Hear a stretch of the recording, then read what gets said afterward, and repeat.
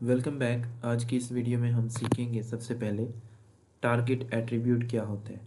ठीक है, तो टारगेट एट्रीब्यूट स्पेसिफाई करता है कि आपने जो डॉक्यूमेंट लिंक किया है या जो पेज लिंक किया है या जो सोर्स लिंक किया है उसे आपने ओपन कहाँ करना है। ठीक है, फॉर एग्ज़ाम्पल अगर आप उसे किसी नई विंडो में ओपन करना चाहते हैं तो आप self I mean blank value को यूज़ करेंगे।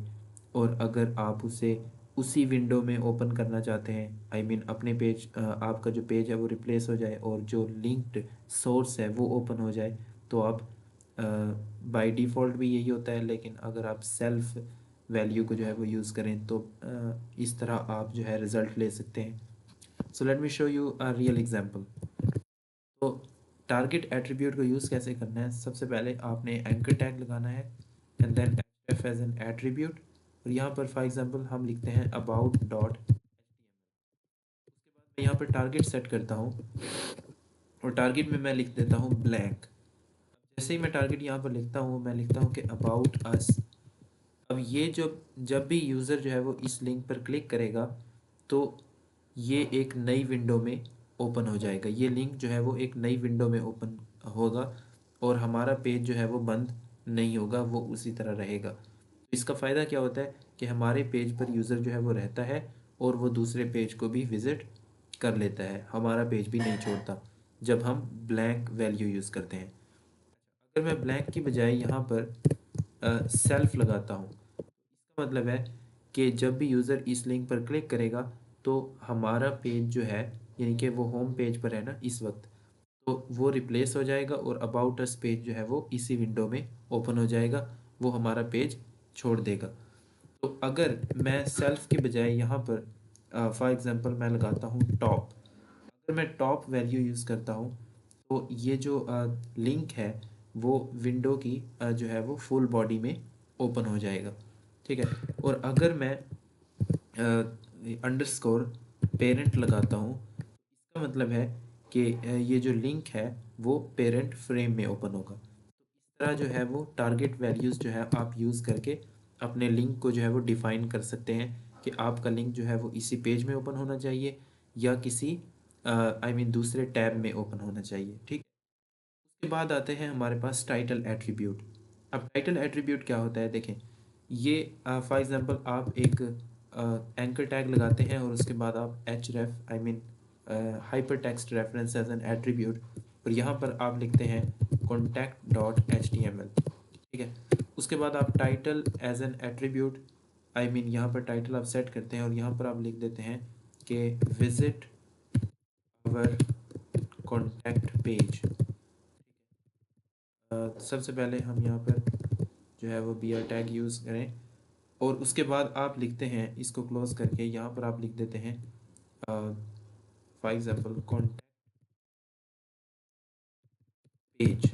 अब जैसे ही यूज़र जो है वो इस पर क्लिक करेगा तो उससे जो भी आपने यहाँ पर टाइटल में लिखा हुआ होगा वो उसे टूल टिप में जो है वो नज़र आएगा, visit our contact page.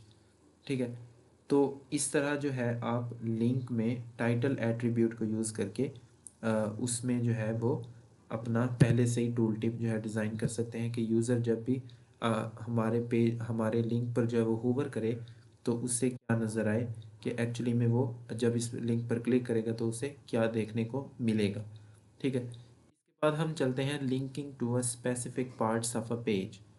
For example हमारे पास एक हेडिंग है, ठीक है, लाइक सेक्शन 3 हेडिंग का नाम है। अब हम इसको एक आईडी असाइन करते हैं, फॉर एग्जांपल आईडी में हम लिख देते हैं सेक्शन 3।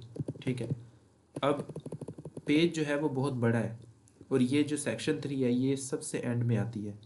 अब लिंक हम डालना चाहते हैं सबसे पहले आई मीन फर्स्ट पे, तो आपने सिंपली करना क्या है, फॉर एग्जांपल अगर मैं यहाँ पर लिंक डालना चाहता हूँ, लेट मी शो यू। अगर मैं यहाँ पर लिंक डालना चाहता हूँ तो आपने href यूज़ करना है, उसके बाद जो आईडी आपने यहाँ पर दी है वो यूज़ करनी है। वो कैसे यूज़ करनी है, सबसे पहले आपने हैश लगाना है एंड देन आपने लिखना है सेक्शन 3 आई मीन उस आईडी का नाम।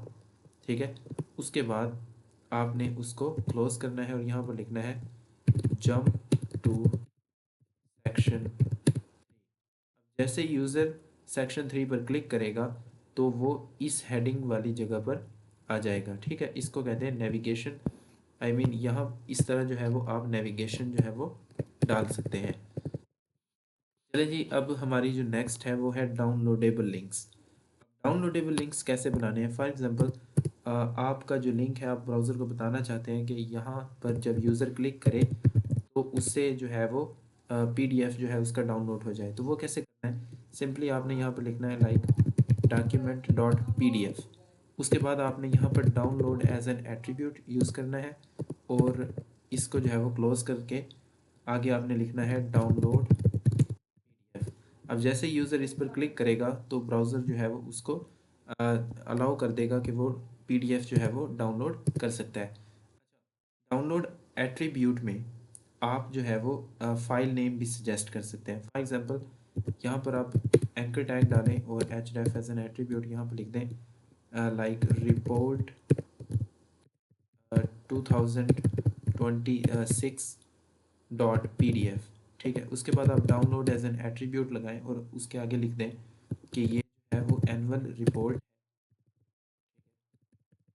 और .pdf। तो इससे जो है आप फाइल नेम को सजेस्ट कर रहे हैं कि ये फाइल नेम होगी। ठीक है, उसके बाद आप लिख दें डाउनलोड एनुअल रिपोर्ट। ठीक है, let me show you break this line. ठीक है, इस तरह जो है आप फाइल नेम जो है वो सजेस्ट कर सकते हैं। तो आज हमने सीखा कि हमने टारगेट एट्रीब्यूट कैसे सेट करना है, कितने टारगेट एट्रीब्यूट्स हैं, टाइटल एट्रीब्यूट को कैसे यूज़ करना है इन द लिंक्स, फिर हमने linking to specific parts of the page वो सीखा। उसके बाद हमने डाउनलोड लिंक्स बनाए।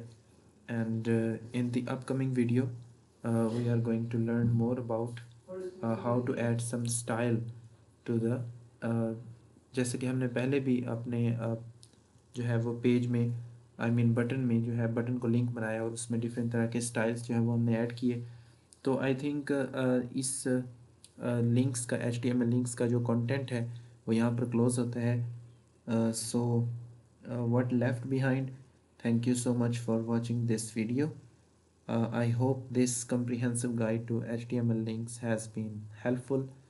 If you find this video useful, please give it a thumbs up and subscribe to the channel for more web development tutorials. So हम आपसे next video में मिलेंगे and I'll be happy to help. If you have any questions, then drop them in the comment section. And don't forget to subscribe to this channel and press the bell icon so you don't miss any update. Thank you and see you in the next video.